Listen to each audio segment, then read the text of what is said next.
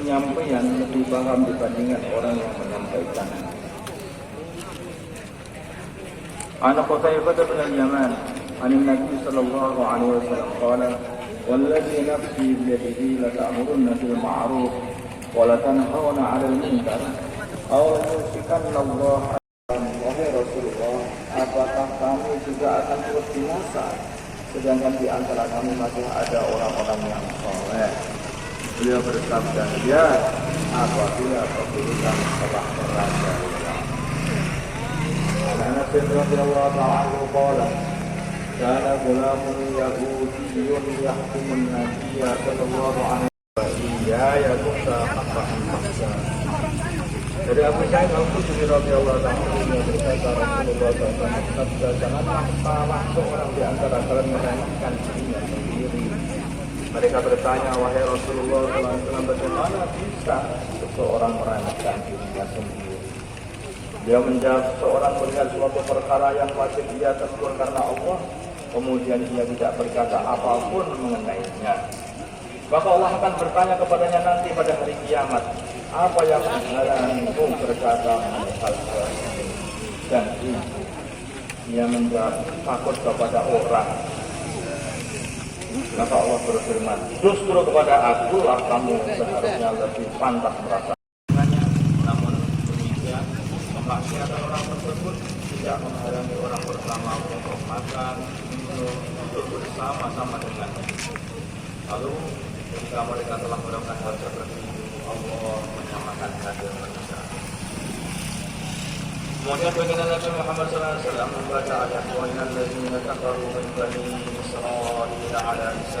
Kebiasaan dan juga dalam dakwah apalagi yang mana dengan dakwah apabila kita kerja usaha dengan cara mengikut petunjuk Nabi Sallallahu Alaihi Wasallam, maka baru akan turun hidayah. सबसे पहला मकसद, सबसे पहला काम हिदायत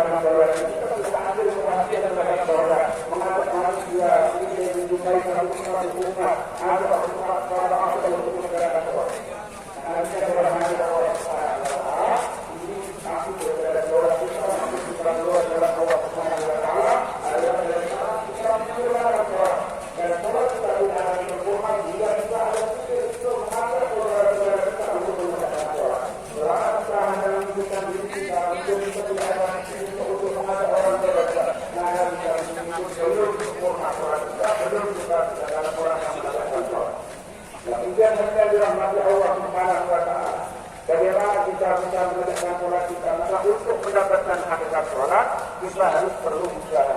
Ada beberapa amalan yang harus kita kerjakan, beberapa perkara yang harus kita usahakan selama sambil kita keluar jalan Allah Subhanahu wa Ta'ala.